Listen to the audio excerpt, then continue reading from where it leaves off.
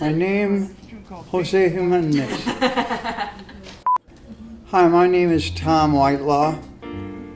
I live in O'Fallon, Missouri, and it's a pleasure to be on your show. So far. My mother loved good music and my father loved good music. And as they grew up, my sisters, not so much my second sister, but oldest sister, was the kind of the instigator of music in the family. And she took it and ran with it, and was the beginning of, you might say, a little band orchestra within the family at Our Lady of Perpetual Help Catholic Church.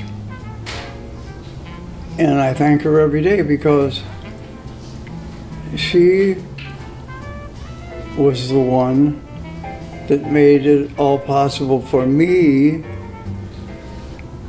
to play music. I can remember, the earliest I can remember is I took a small Coca-Cola bottle and I put it in the end of the horn and played it. First I played a song, and I remember the song, Cecita Lindo. How I remember the song, I don't know.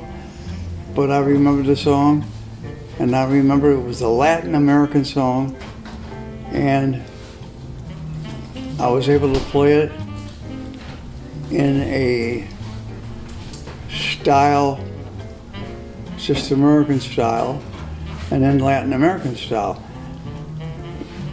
Well, the just American style, I didn't use the mute. But when I used the mute on the Latin styles. So I would play one chorus of Cecita Lindo. Da, da, da, da, da, da, da. It's part of it. And then I would add my own version and dress it up, you might say, to go something like this. Da da da da da da da da da da da. Different texture altogether. That was my first experience with American music and Latin American music. There's some really interesting things that happened when I first started. There was my sister, then myself, and my other sister, and my brother. My older sister was very accomplished on piano, very accomplished. She used to practice. I, on the other hand, had some natural ability, but I didn't have good practice habits like she did. So she helped me with the practice habits, and I helped her with the improvisation of playing the music. And the interesting part about playing my particular instrument was she wanted to know what instrument I wanted to play. And the nun, and those of you who don't know what a nun is a chosen person to lead people in a certain order of different religions. I said, tell Sister Rosario that I want to play the clarinet. And she said, okay. So she leaves, and a couple of days later I see her. She said, Tom, I brought home your clarinet. And it was a little case about like this big. And I knew darn well that clarinets came in cases that long. She brings home this case, and I said, that is not a clarinet. It's a cornet, like a trumpet. And she said, well, that's what you gave me. So I said, well, give it to me, I'll try it. Well, it was there. So I tried it and I liked it. So I just kept going playing it. The rest is history. 66 years playing professionally. It's a lot of many years. I always liked talking about music. I really did. Because how are kids going to know about feeling? Yeah, certain people are born with certain attributes, and if you give it a chance to come out, it'll show itself, you know. And one of the things when I got out of high school, I put my horn in the case, put it in the basement, and left it there for a year. Never touched it. Some guy said to me one night, hey, we got rehearsal or band practice down at Shorty's house tonight. Want to come down? I said, yeah, I'll come down. So I went down and I found out that I played just as good or better than anybody there in the room. So I thought, well, I'm looking for some place to go in my life. Maybe this could be it. You know, maybe not. So that's when I jumped on it and started taking lessons, started studying. We'd spend 2 hours in the basement. I always remember it was cold down there. And 2 hours a day practicing. That's a lot. Some days 3 hours. If I got something particularly hard, I would just keep going over and over and over and over. Well, that's what makes you improve. And that's when my father told me, are you ever going to play a song? He didn't know that in order to be fluent in any song, you had to have it perfect. You had to play it perfect. And that's what I was trying to do. Play it perfect, and I did. They called us Tom Whitelaw and the Velvet Tones. Because it was 1949, and that's what they called. The first gig we ever got paid for was for the Ladies' Fidelity. So they charged, I don't know, 15 cents or whatever to get in. And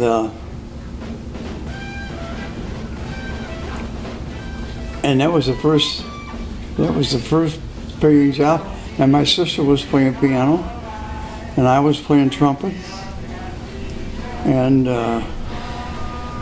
one of my friends was another trumpet player,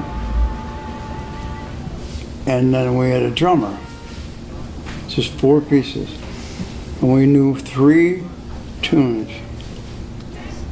That's all we knew. 3 tunes. But we didn't know the difference. We thought we'd go out and give it our best shot. They were paying us, not much, but. So we went out and gave it our best shot, and they liked it. And then it proceeded on from the Ladies' Fidelity, of course, to the Men's Fidelity.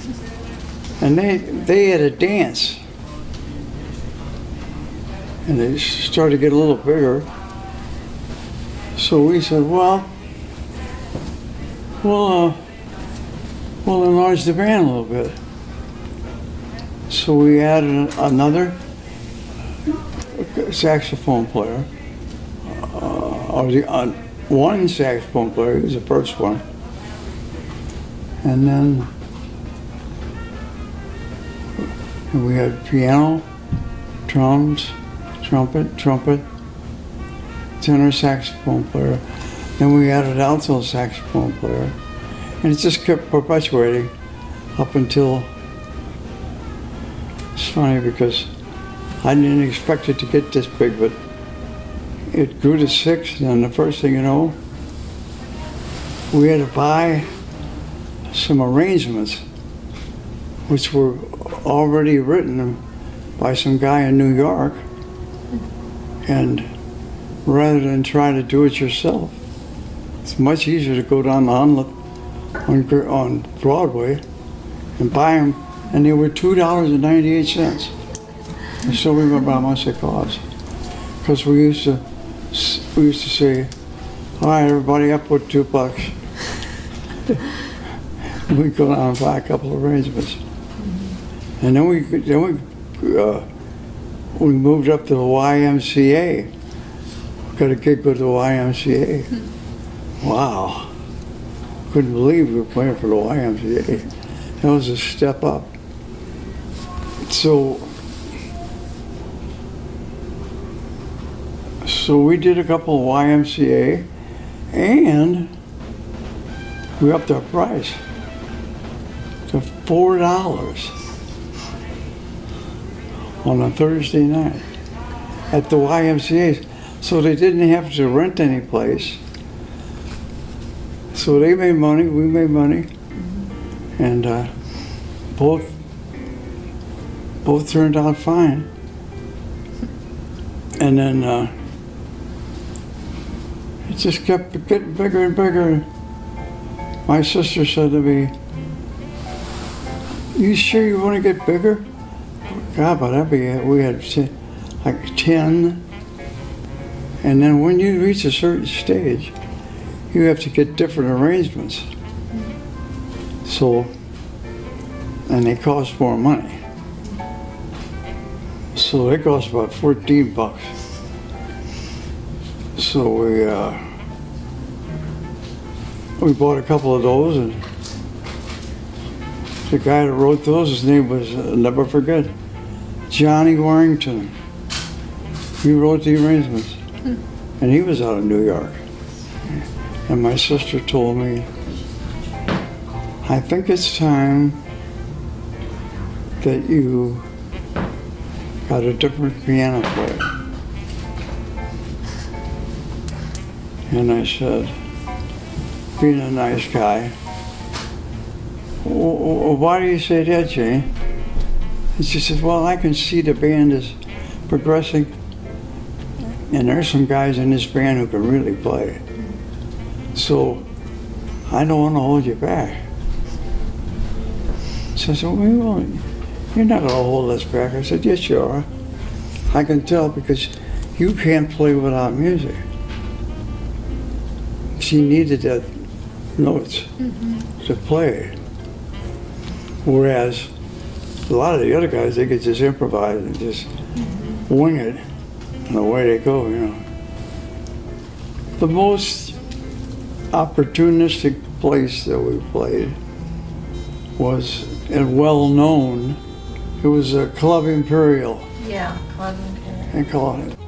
It was a nightclub up over some stores. That was the best band. That band in the middle. I'd put that band up against any band in St. Louis. I mean that. That's Kinnison, Wheeler, Ramsey, Patty Kitchen, and I. There's a cross-up between the drummers, Wheeler and Ramsey, but it was so high energy. It was just, when the band got to its epitome, where it was just pounding. It was loud, but it was clean, and everything was together. That's hard to do. Play loud, play clean, and together. And not many bands do it. They can play loud. And they play together, but they can't play clean. They can't play all three. We could. And that band could do it, and it was a thrill at times. Unless you've experienced it, you'll never know what it feels like. Same way with not only that style of music, any kind of music, symphonic music. Some people who go through their whole life are musicians. They play thousands of jobs, and they've never really reached the point that I and people like me have reached. For whatever reason, they can't comprehend it, I guess. Sometimes it gives you the willies. It gives you the creeps. It does. You think, here's the epitome of the whole thing is when you start crying.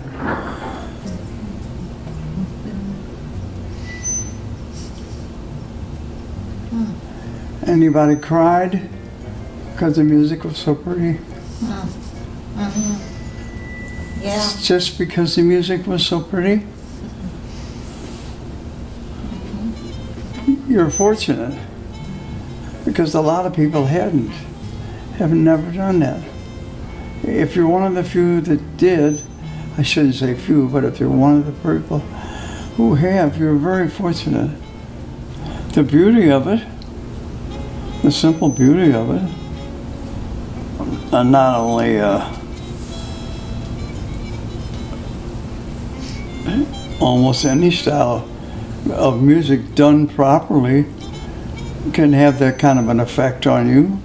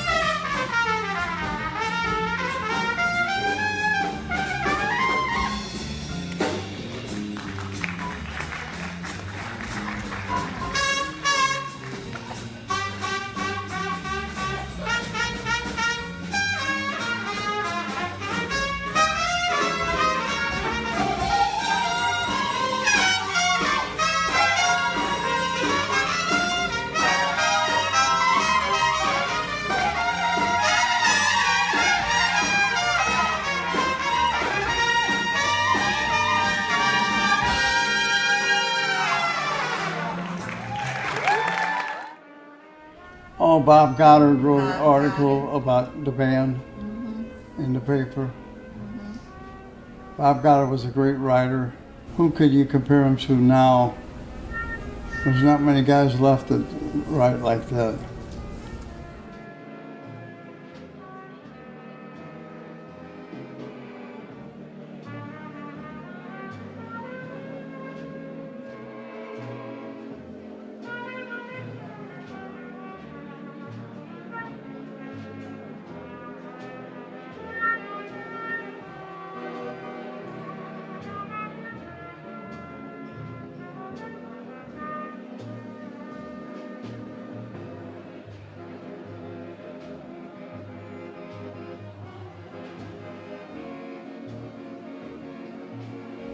You did so many jobs. We did. Yeah. We got up to 120 jobs. And we're all working a day job too. I thought, wait a minute. let's sit down and talk about this. So we cut out all the Sunday jobs. We had to do something, you know. Which, because we're getting trouble from the War Department, meaning the home, the wives. And you can't blame them. Well, and all this time I continued to go to the church. I never passed up church. I never gave up my faith. And always managed to make it to church some. In fact, all this time I still sang in the choir because of my love for the music. Again, feeling this love for music in the vocal part of it, not just in the trumpet part of it, but in the vocal part of it. When you get 17 people all producing this magnificent sound, and you get the feeling from that, that's quite a thing. It really is.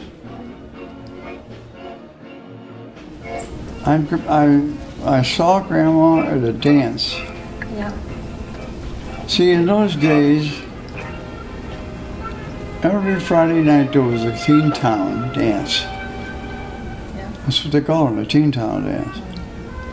And they had maybe 3 or 4 South St. Louis, West, East, scattered throughout the St. Louis area.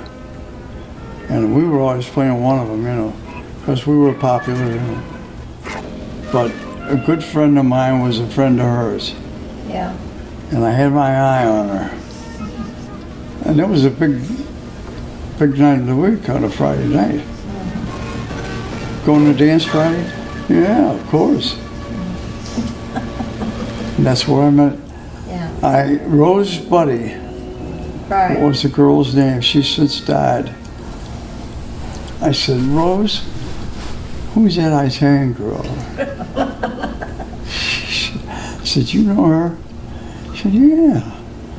Trina Whitelaw, I know her. You want me to introduce you to her? I said, hell yeah.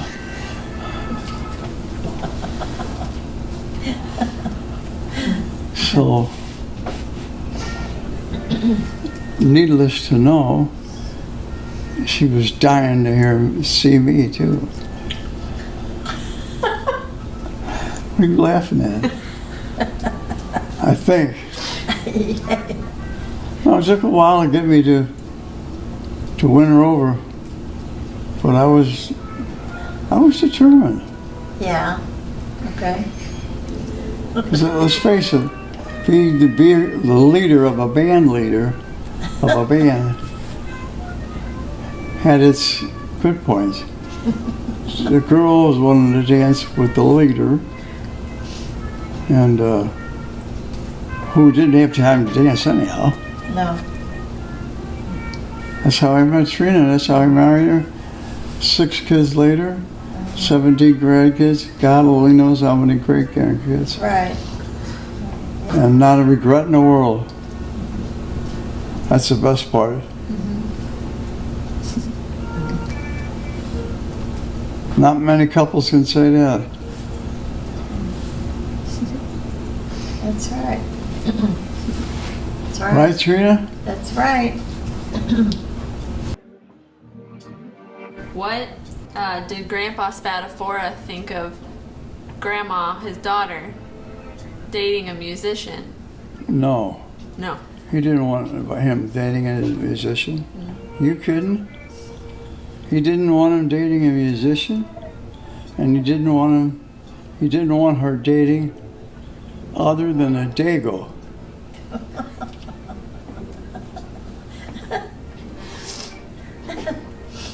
Well, That's right. he wanted an Italian boy. Keep it in the family. Yeah. That's the way they did it those days. Now, you're talking 1940, 41, 42, 40s all the way up to 50. Right. Yeah. And he didn't like me. Yeah, at first you didn't, but then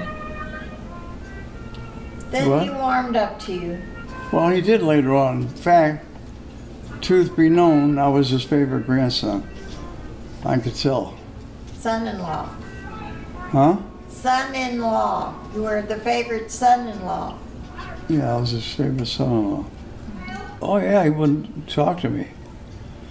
When he'd see me walking in the back door, they had a big farmhouse out on Highway 70.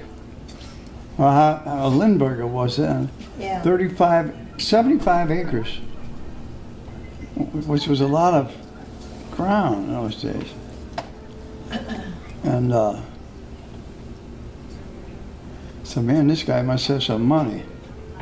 Well, he owned Broadway Railroad Salvage Company, which was making money. And he was reinvesting it back into buying property. And he did very well for himself for only a third grade education. See, well, he had one Dutchman already married to his oldest daughter, Harry Teppy. He was Dutch. And people were clannish in those days.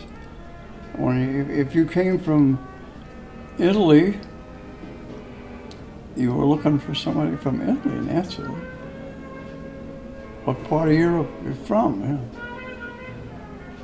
Because you felt safe there. And I'd say, good evening, Mr. Spatafora, trying to make points. And he'd say, he'd say something, I don't know what he said. I said, what the hell with you? You're not going to talk to me, I'm not going to talk to you. I never talked to him for a couple of weeks. He'd walk right by me, I'd walk right by him. And I wasn't going to give in. It was the way I was raised. I'll never forget the night my automobile broke down. And I had to borrow my father's car. And we lived by the Grand Water Tower, which was 20 miles from where Trina lives, which was a long way, you know. Yeah. Even driving. And my car broke down. I had to borrow a car to get her home. It's 11 o'clock. So I went in and I said, Dad, I got to borrow your car. I got to get Trina home. I told you not to marry that banana peddler's daughter. You didn't think I should be going with a banana peddler's daughter. Because she was Italian.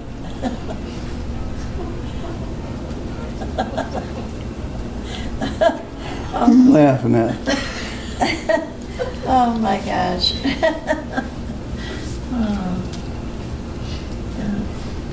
Yeah, that was something.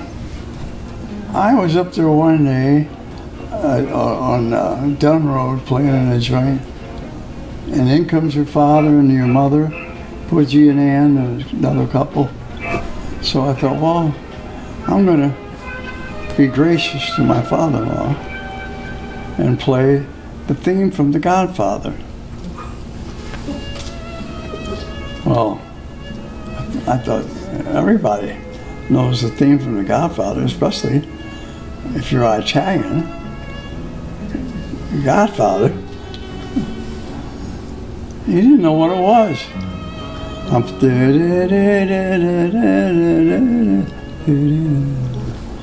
He's going on like there's nothing happening.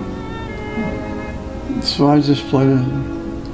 Well, even if you don't know the difference, I'm not going to tell them. It's a beautiful song. Now there's another case. A beautiful song never got the recognition that it got. So the playing of our theme song, Tinker Toy Tell, concludes this segment of would you rather have it rich or would you rather have it rich? And Amarillo, gather to Mexico. Thanks to Arizona, don't forget we know that Kingston, Boston, San Bernardino with you. Get hit my timely chip.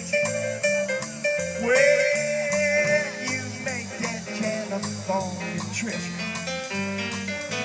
Get your ticket on Route 66. I said, get your wine on Route 69. My inspiration coming up was a trumpet player, Miles Davis. He wasn't my great favorite person, but he was my favorite trumpet player's style. What about Stan Kenton? And Dizzy Gillespie was second. Was Stan Kenton in there? Huh? Stan Kenton. But Stan Kenton was my favorite band. Right. Simply because, again, the feel of the music turned you on and give you goosebumps. Yeah. And there were some pretty wild gigs on that one. I'd rather not talk about it. Oh, okay. That's a good answer, too. You know what I mean? Yeah. Yeah. Well, a lot of musicians were into dope in those days. And that's Yeah. one thing I never did. I never smoked grass. I had it offered to me. Never smoked it. I stayed leery of it because I can remember what my father and mother told me. Don't bring trouble to this house. And I didn't want to. And I knew where to stop Yeah. with the silliness. You know. What example would I be to my children as a musician or any person? So what was it like raising 6 kids? I don't know, ask your grandma. She was the one that bore the brunt of it. He was never home. He was either day job or night job. No, I always managed for my family. There was always food on the table and whiskey and Whiskey. no, I never drank any whiskey. There was always food on the table and a place to sleep. And they were always reprimanded when they did something wrong. Yeah. My mother's favorite saying was, "Wait till your father gets home." We probably all heard that. And Yeah, but they were all good kids. some houses, some people have to be the warden, and I was a warden.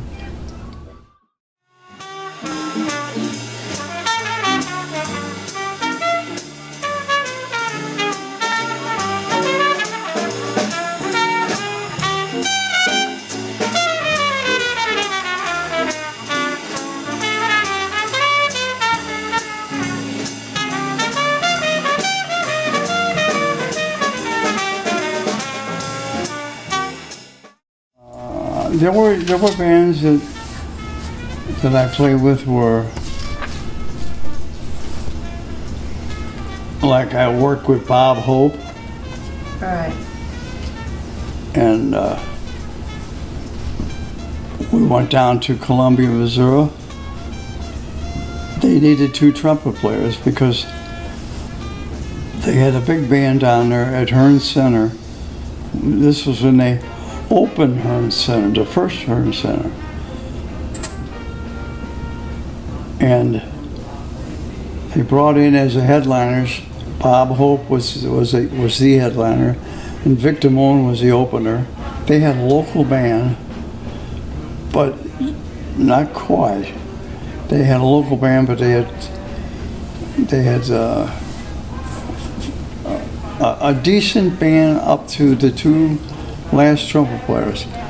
They couldn't play very well. So they hired 2 guys from St. Louis, me and another guy, to fill the chair, to play the parts.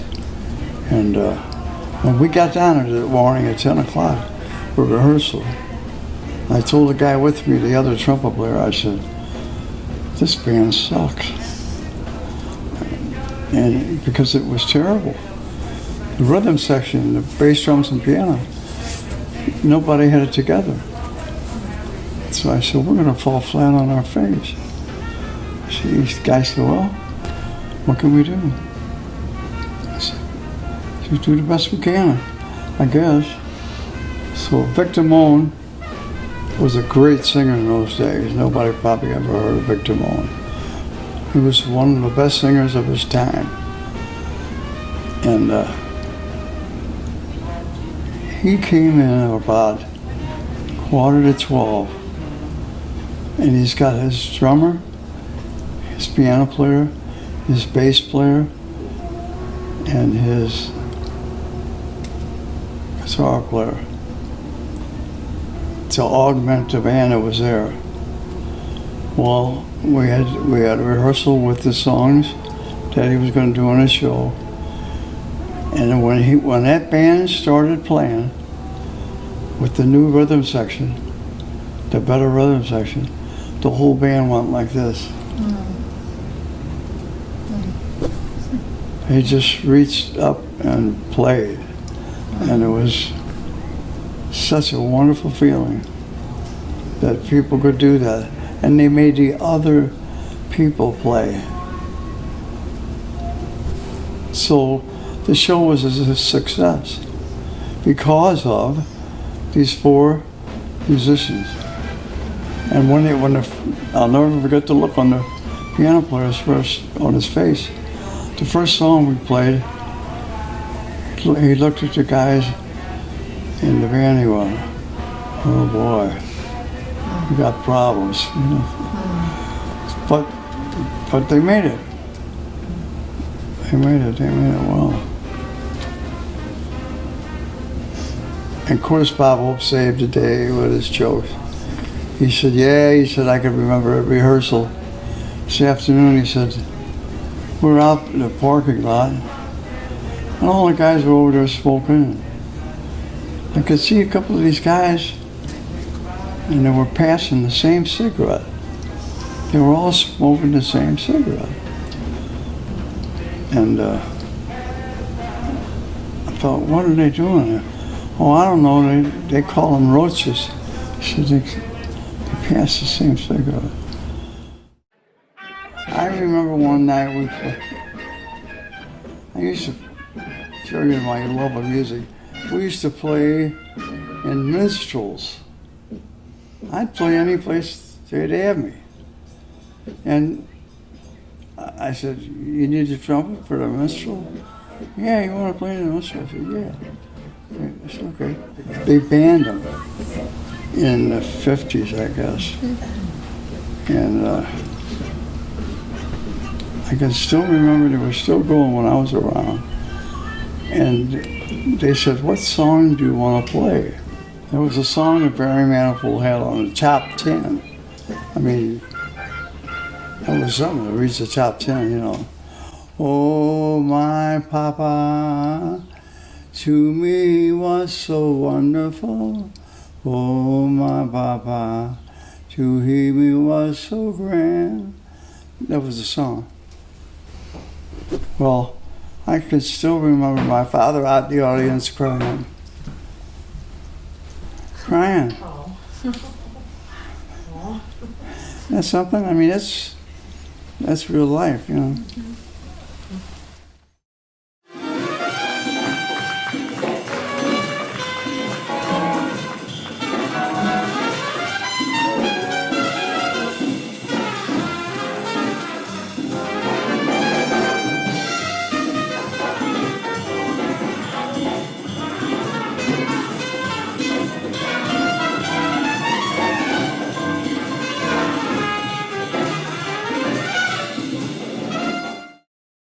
Yeah, I played on Robert E. Lee and Becky Thatcher. And, I played on all of them. The Admiral. Queen. I really love the Castellano. So many memories there. I played there with Rush David and Johnny Poulsen. all the local bands. You played with Gary Dammer's band. Gary Dammer? Oh yeah, with Gary Dammer's band. That was a big band. That was probably the best local big band I ever played with in St. Louis. That was the band that would attempt music that the average band in St. Louis wouldn't even attempt. Because it had the good players, had the best players in it. Oh, I played the Mississippi Queen, you're right. That was later on. That was with a band out of Ohio. A guy called me to do a week on the, it was a ghost band they called it. A band that would emulate Artie Shaw. And it was okay, but they wouldn't pay any money. The guy said, you'll get room and board, and they have cookies and coffee every day, big deal. And so we got our cookies and we got our coffee. And I said, well, you told me everything about the band except how much does it pay for the week? He said, $350. $350. I said, I won't do it for $350. He said, well, everybody else is. I said, well, if everybody else wants to do it for $350, let them do it. But I'm telling you, I'm not doing it for $350. So he said, I'll call you in 2 days. So he called me in 2 days. He said, okay, how much you have to have? I said, $475. He gave it to me. So I got my $475.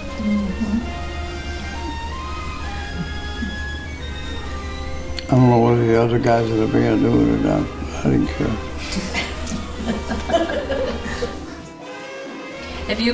If you could play with anyone, at any musician at any point in time, who would it be? Stan Kenton, without a doubt. Just the waves of sound at that band, all the arrangements would just give you the willies. You know, and to do that every night, you know, man, that'd be something else. And that's how those guys got high. A lot of them. They wanted to keep that. And at the end of the night, it was gone. And the only way they could keep that high was to take dope, I guess. It shouldn't be, but that's one of the reasons that they had the problems that they had in the music industry. Was because of the highs and lows of the music. What's something you would want your kids and grandkids to know about life? Well, don't lose track of your old friends.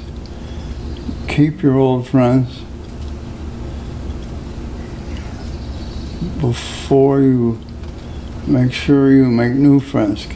Keep your old friends because they're the most important, I think.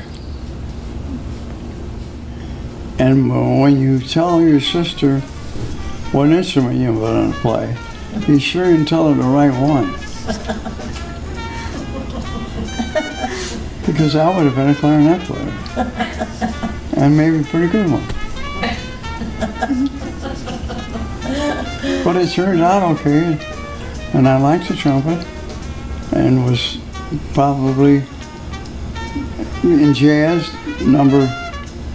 between number 1 and number 5 in the city of St. Louis when it comes to playing jazz. So anyhow,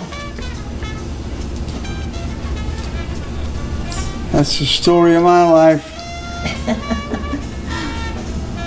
And it ain't over.